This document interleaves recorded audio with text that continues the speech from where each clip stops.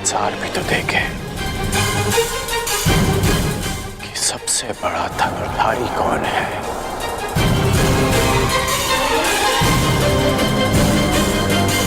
यदि विजय तुम्हारी हुई तो हस्तिनापुर का सिंहासन कुमार युधिष्ठिर का,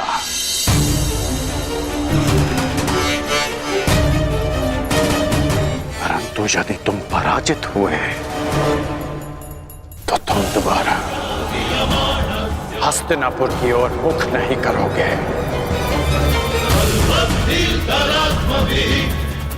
मुझे यह चुनौती स्वीकार है।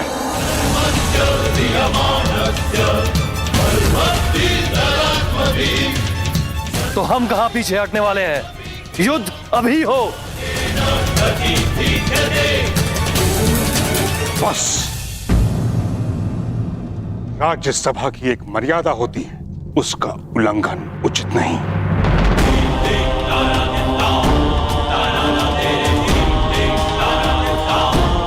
राज सिंहासन के साथ साथ मैंने राज्यसभा की मर्यादा की रक्षा करने का भी प्रण लिया है।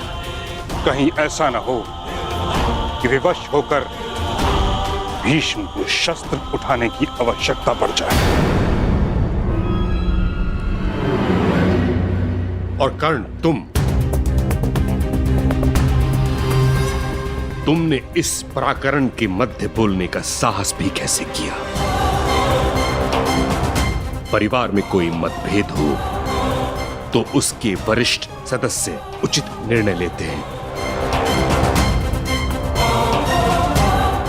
तुम केवल हस्तिनापुर की राज्यसभा के सदस्य हो, कुरुवंश के नहीं। तुम्हें केवल अवसर चाहिए, तुरंत युद्ध को ललकार देते हो। तुम्हारा इस पराकरण के मध्य बोलना अनुचित है। गंगापुत्र,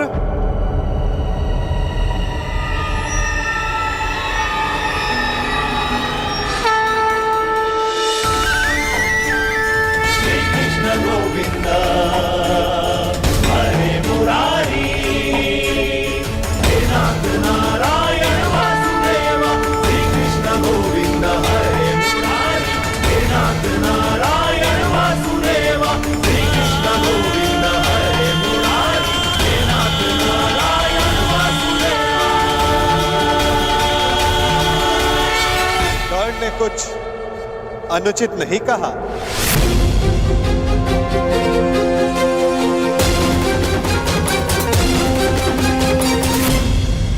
कर्ण ने कुछ अनुचित नहीं कहा।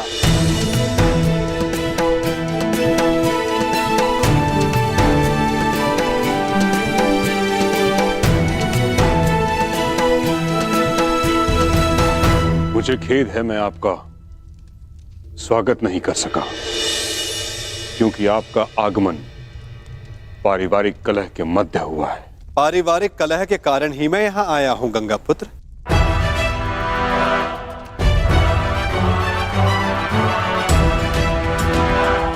क्या मैं इसी परिवार का भाग नहीं?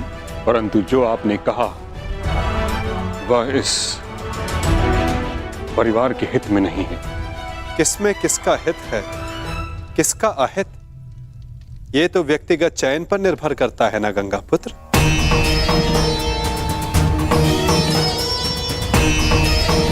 यदि अर्जुन का अपने ज्येष्ठ भ्राता के लिए शस्त्र उठाना उचित है, तो अपने मित्र के लिए कर्ण का शस्त्र उठाना कहां अनुचित है? हम सब अपना चयन करते हैं गंगापुत्र, और उसके लिए उत्तरदायी भी स्वयं होते हैं। इस सभा में उपस्थित ऐसा कौन है जिसने अपना चयन ना किया हो? आपने एक प्रतिज्ञा का चयन किया। महारानी गांधारी ने सदैव अपने आंखों पर पट्टी बांधे रखने का चयन किया।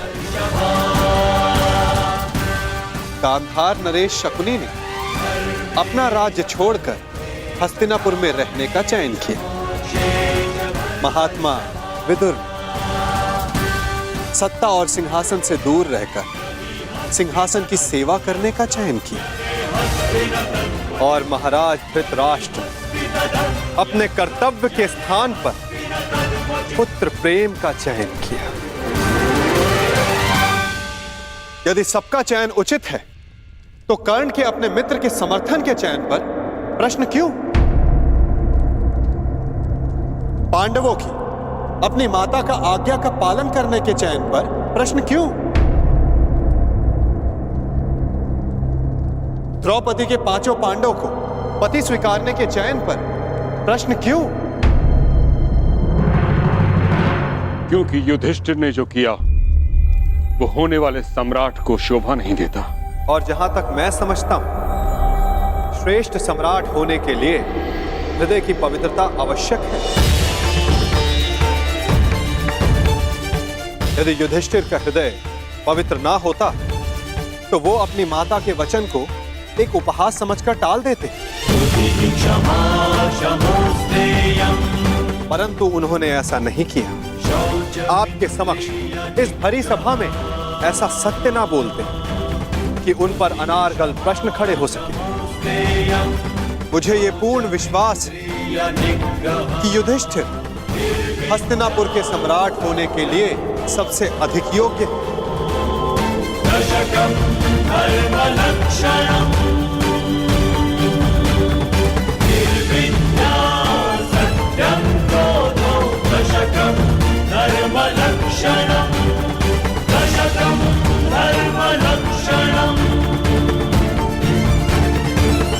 सबसे अधिक योग्य है।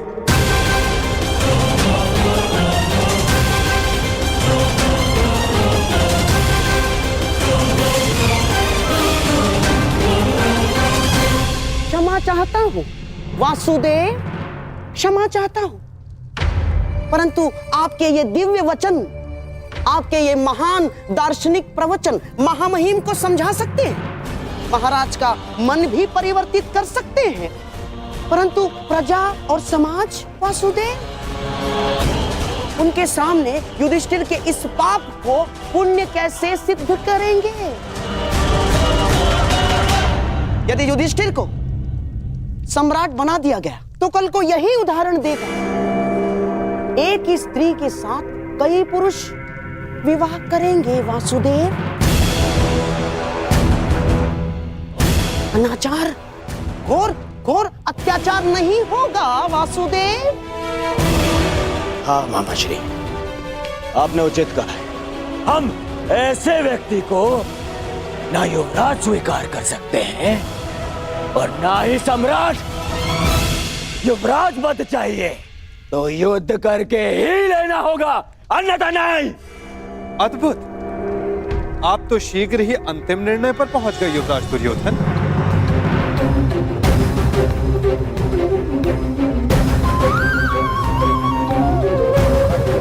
युद्ध किसी भी समस्या का अंतिम हल होना चाहिए, विशेषकर तब जब समस्या पारिवारिक हो। भाई भाई के मध्य युद्ध केवल विनाश को जन्म देता है। तो आप क्या हल सुझाना चाहते हैं वासुदेव? शांति, शांति ही हल है। आप तो देख ही रहे हैं ना वासुदेव, जो एक साथ रह नहीं सकते उनके मध्य शांति कैसे आएगी?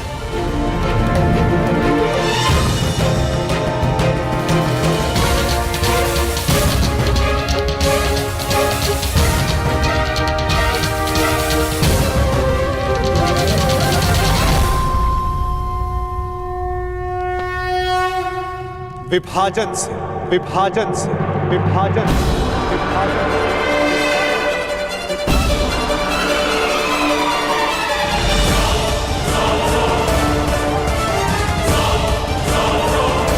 यदि दो लोग परस्पर प्रेम और शांति से नहीं रह सकते, यदि वे एक दूसरे की कार्यशैली और सोच का आदर नहीं कर सकते, तो उन्हें एक दूसरे से दूर रहना चाहिए। इसीलिए मेरा सुझाव है कि हस्तिनापुर का विभाजन कर दिया जाए। असंभव।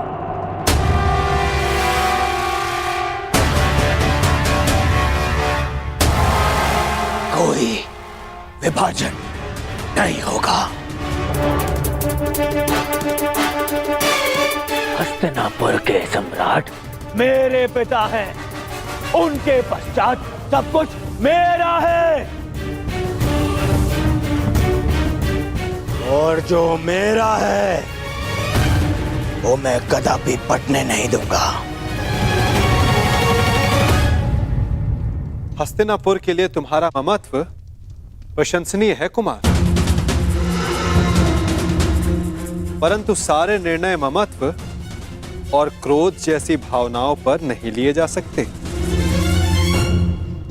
ये भावना का नहीं, आत्मसम्मान का प्रश्न है वासुदेव। और माना कि आप हस्तिनापुर के निकट संबंधी हैं, परंतु इतने निकट संबंधी भी नहीं कि हस्तिनापुर को बांटने का निर्णय ले सके ना।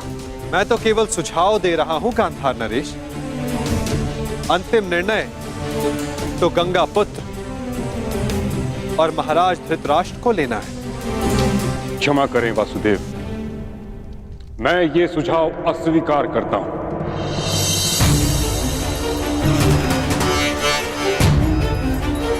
मैंने इच्छा मृत्यु का संकल्प इसलिए नहीं लिया था कि हस्तिनापुर को बढ़ते देखूं।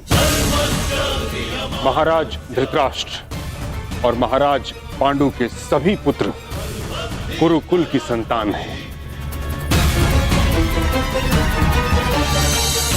कुरुकुल हस्तिनापुर यदि वृक्ष है तो ये उसकी शाखाएं हैं।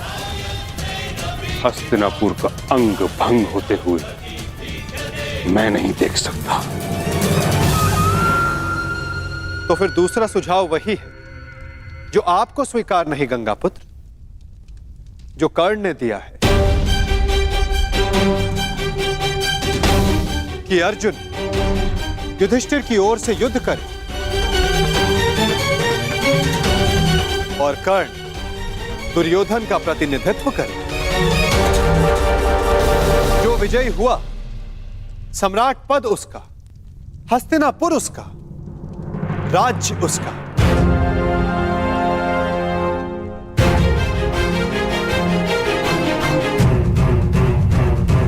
परंतु वृक्ष की एक शाखा तो फिर भी कटेगी ही। परंतु मैं ताचरी ने ठीक कहा, हस्तिनापुर का विभाजन स्वीकारा नहीं जा सकता।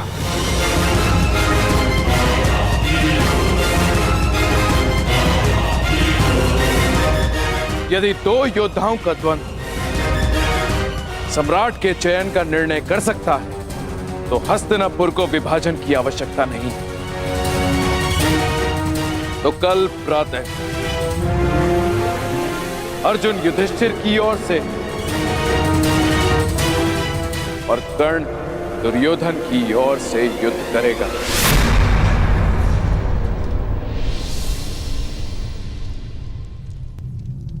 और निर्णय होगा कौन हस्तिनापुर का सम्राट बनेगा।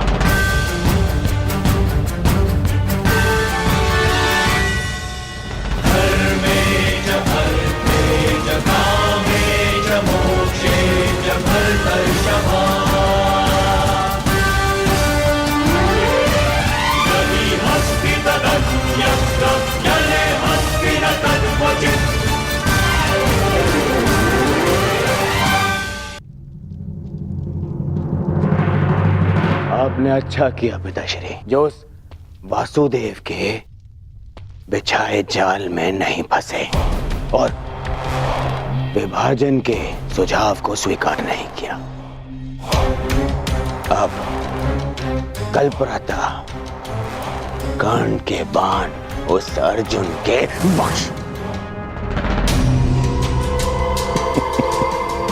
बख्श कोई नहीं, उन पांडवों के स्वप्न को भी छन्नी कर देंगे।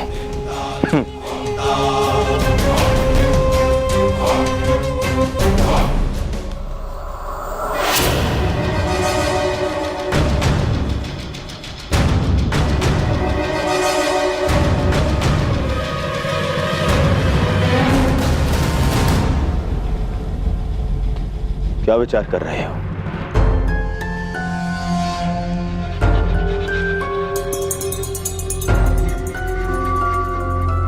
मित्र, मैं विचार कर रहा हूं कि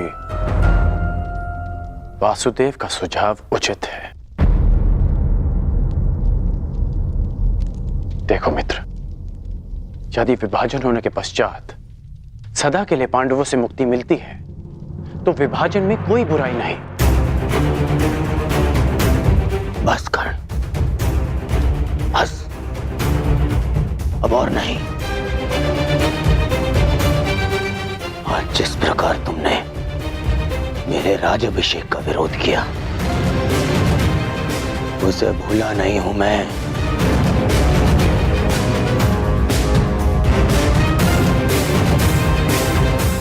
मित्र, मैंने वही किया जो सत्य की मांग थी। सत्य?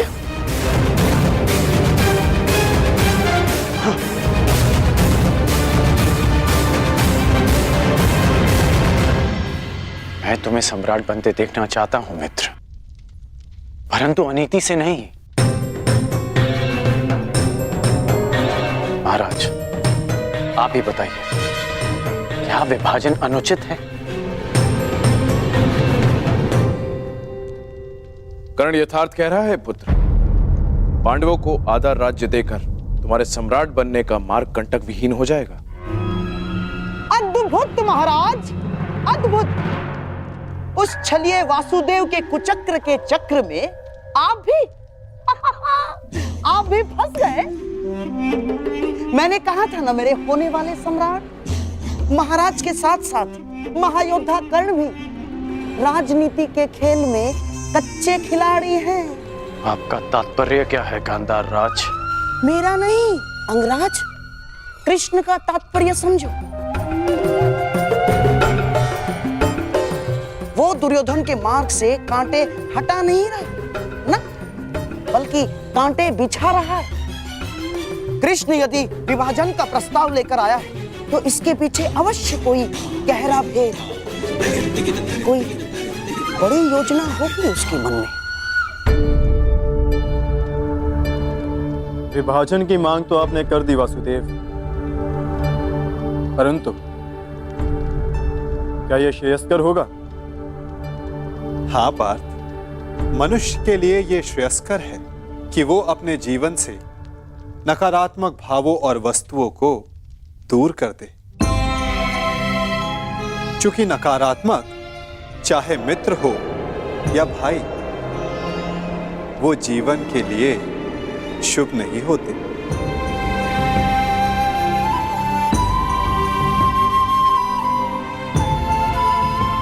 जो लोग हमसे ईर्ष्या करें, हमें आगे बढ़ने से रोके, उन्हें अपने जीवन से दूर कर देना ही श्रेयस्कर है। क्योंकि उनके साथ रहने से हमें वो नहीं मिलता जो हमारे जीवन के लिए सबसे महत्वपूर्ण है, अपितु कुछ मिलता है तो केवल तनाव। योद्धा और धनुष दोनों के लिए तनाव श्रेष्ठ है ना वासुदेव? तनाव रहित योद्धा विजय प्राप्त नहीं कर सकता और तनाव रहित प्रत्यंचा बाण संधान नहीं कर सकती।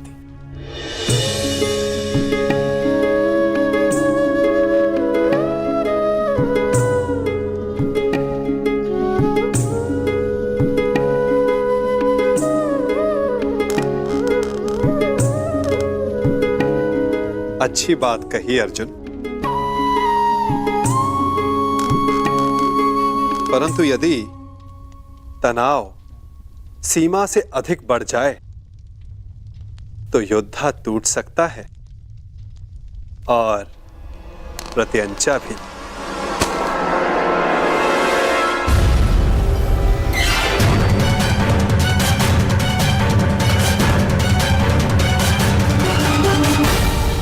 तुम युद्ध के नहीं, जीवन के योद्धा हो अर्जुन। तुम्हें इतिहास बदलना है, इसीलिए तुम्हारा तनाव और नकारात्मक भावों से दूर रहना श्रेष्ठ रहेगा।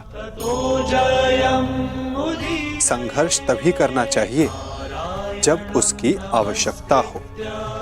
यदि हर पक्ष पर संघर्ष करते रहोगे तो लक्ष्य तक कैसे पहुंचोगे? इसीलिए जैसा मैं कहता हूं वैसा ही करो पार्थ। और मेरा मानना है कि कृष्ण का सुझाव हमारे हित में नहीं, ना, शत्रु के बीज का समूल नाश आवश्यक है। समूल। कृष्ण की छाव में वो पांडव वट वृक्ष के बीज सिद्ध होंगे, जिन्हें रोपने के लिए तनिक भी स्थान दिया गया तो वो जड़ें जमा कर बैठ जाएंगे। और विभाजन का अर्थ हमारे लिए शांति नहीं, अशांति होगी। और ये एक अवसर होगा पांडवों के लिए जो हमें नहीं देना है। कैसा अवसर शकुनी? आप भूल रहे हैं महाराज, द्वारकाधीश कृष्ण उनके साथ हैं। महाबली पांचाल राज द्रुपद अब उनके ससुर हैं। यदि पांडवों को अलग राज्य स्थापित करने का अवसर दिया गया तो वो शीघ्र ही एक बड़े साम्राज्य में परिवर्तित हो जाएगा महाराज। इतना बड़ा साम्राज्य कि हस्तिनापुर का अस्तित्व बौना पड़ जाएगा। इसीलिए श्रेष्ठ यही होगा महाराज, पांडवों को हराकर, उन्हें दबाकर उन पर शासन किया जाए। मामा श्री उचित कह रहे हैं।